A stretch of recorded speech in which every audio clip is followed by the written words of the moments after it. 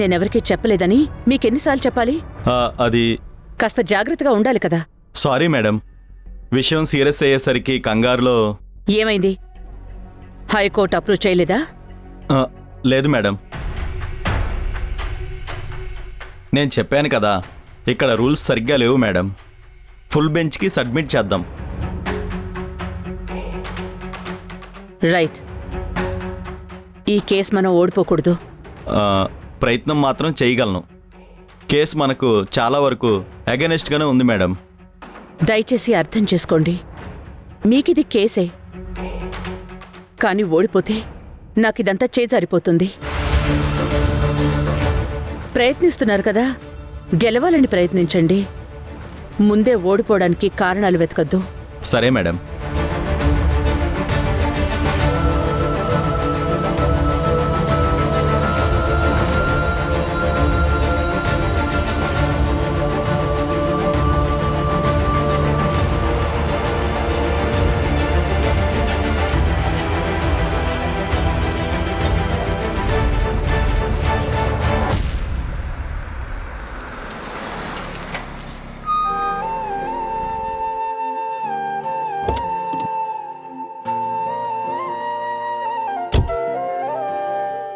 Sir.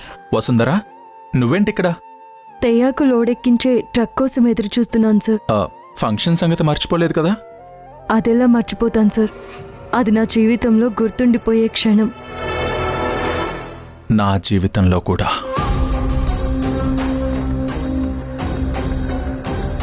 ఆ, 4 గంటలకి cash award ఉంది కదా, 3 గంటలకే డ్యూటీ నుంచి వెళ్ళిపో. Thank you sir. ఈ బట్టల్లో కాదు, ఇంటికి వెళ్ళి స్నానం చేసి చాలా చాలా అందంగా తయారవ్వాలి. అంటే పత్రిక వాళ్ళని, మీడియా వాళ్ళని రమ్మన్నాను.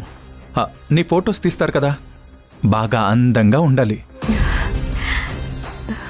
సరే సార్. సరే, ఎవరిని తీసుకురావద్దు, చాలా చిన్న ఫంక్షన్. అలాగే సార్, నేను ఒక్కదాన్నే వస్తాను. సరే అయితే 4 గంటలకు కలుద్దాం. సరే సార్, బాయ్. బాయ్.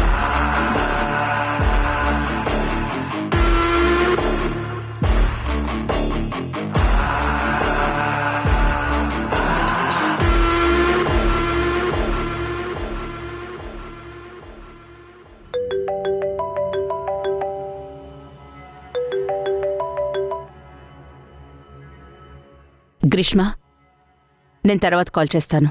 నేనెక్కువ మాట్లాడినా ఆంటీ, జస్ట్ 1 మినిట్. నాతో నీకిప్పుడు మునుపటి టర్న్స్ లేవని నీకు తెలుసు. నువ్వు మాట్లాడేది ధ్రువ గురించే అయితే ఆల్రెడీ నా డెసిషన్ ఏంటో చెప్పాను. ధ్రువాని పెళ్లి చేసుకోవాలి అంటే కేవలం ధ్రువాని హ్యాండిల్ చేస్తే సరిపోదు, పీపీ గ్రూప్ ఆఫ్ కంపెనీస్ని హ్యాండిల్ చేయాలి. అందుకు తగ్గ అర్హత ఉందో లేదో డిసైడ్ చెయ్యాల్సింది నేను. నాకు అర్థమైంది ఆంటీ, నాకందులో కాంపిటీషన్ లేదు. ఆంటీ, మీకు కోడలుగా రావాల్సిన పిల్లకి చాలా యోగ్యతలు కావాలని నాకు తెలుసు. మీరు సెలెక్ట్ చేస్తే ఓకే, బట్ ధ్రువ సెలెక్ట్ చేసుకుంటే? ధ్రువ సెలెక్ట్ చేసుకున్న పిల్లకి మీ కోడలకు ఉండాల్సిన యోగ్యతలు ఉన్నాయో లేదో అన్న విషయం నాకు తెలీదు.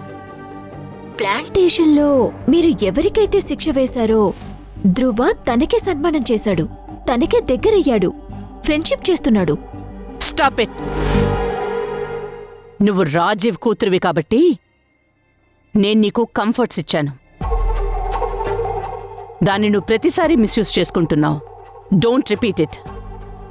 ఆంటీ, నేను మీ ఫోన్కి ఒక ఫంక్షన్ వీడియో పంపిస్తున్నాను. అందులో ఉన్న పిల్లకి మీకు కోడలయ్యే యోగ్యత ఉందో లేదో ఒకసారి చెక్ చేసుకోండి.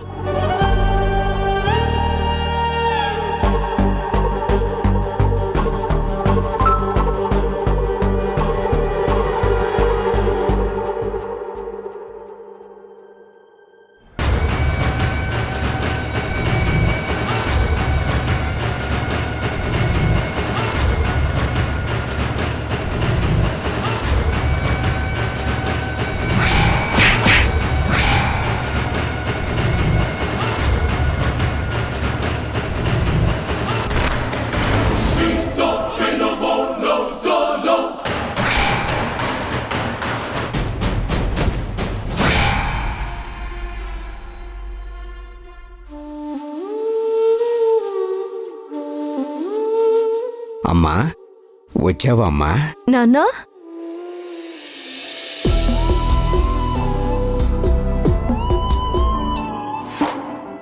ఈరోజు నా కూతురు అందాల బొమ్మలా ఉంది. పత్రిక వాళ్ళు టీవీ వాళ్ళు వస్తారని చెప్పారు, అందుకే. పేపర్లో చూపించడమే కాదు, టీవీల్లో కూడా చూపిస్తారు చూడు. నీకు దిష్టి తీయాలి.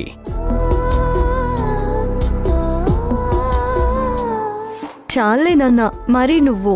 సంతోషమంతా నీ ముఖంలోనే కనిపిస్తుంది. ప్రైజ్ మనీ వచ్చిందనేనా? కాదు నాన్న, అదొస్తే నిన్ను హాస్పిటల్కి తీసుకువెళ్ళొచ్చు. నీకు చాలా టెస్టులు చేయించాలి. అదంతా కాదులే అమ్మా. ఆ డబ్బుతో నువ్వు చదువుకుంటే బావుంటుందని నేననుకుంటున్నాను. నాన్న, నేనెప్పుడు చదువుకుంటానో నీకు చెప్పాను కదా. ఇప్పుడు నీ ఆరోగ్యమే నాకు ముఖ్యం. ఎప్పటినుంచో నిన్ను హాస్పిటల్లో చూపించాలనుకుంటున్నాను. ధృవ సార్ వల్ల అది నిజమవుతోంది. అంటే సినిమా వాళ్ళలో కూడా మానవత్వం ఉన్నవాళ్ళు ఉన్నారు. ఆయనకి యజమాని అన్న భావనే లేదు నాన్న. అందర్నీ చుట్టరికంతో పిలుస్తారు, నవ్వుతూ పలకరిస్తారు. కానీ ఎలా ఉంటాడాయన? ఆ, ఎలా ఉంటారంటే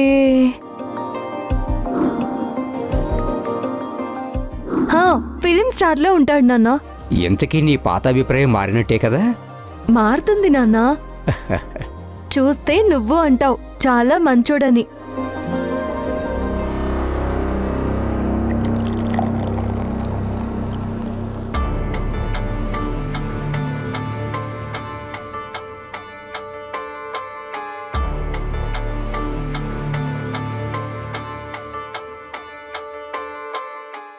సార్, దాని ఖరీదెంత సార్? నువ్వు కొనలేనంత. ఓ, నిజమే సార్. ఇవి మేము కనీసం వాసన కూడా చూడలేము. వాసనెందుకు, నువ్వు ఓ పెగ్గేసుకో. అయ్యో వద్దు సార్. ఆపర్చునిటీ ఇచ్చినప్పుడే ఉపయోగించుకోవాలి. నువ్వు చేస్తున్న హెల్ప్కి ఇది ట్రీట్ అనుకో. పర్లేదులేండి సార్. జీవితం అన్నది ఒక్కటే, దాన్ని ఆస్వాదించాలి.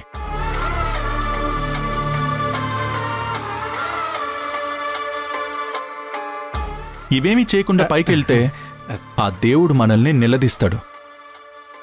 ఎన్ని అవకాశాలు ఇచ్చినా సరే నువ్వేం చేసావురా అని అడుగుతాడు. వెళ్ళి గ్లాస్ తెచ్చుకో. Okay sir. వేసుకో.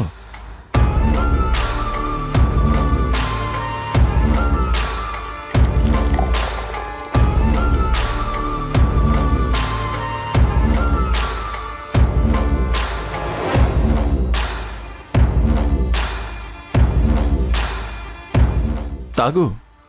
మీ ముందు తాగలేను సార్, పక్కకి వెళ్ళి తాగుతాను. దివాకర్ సార్, తను వస్తుందంటావా? వస్తుంది సార్, తప్పకుండా వస్తుంది. తోడుగా ఎవరినైనా తీసుకొస్తుందా? ఆహా, అసలు ఎవ్వరినీ తీసుకురాదు sir.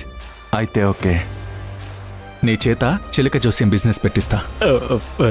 Thank you sir. Come on Vasundhara, ఇక్కడ నీకోసం చాలా చాలా వెయిటింగ్.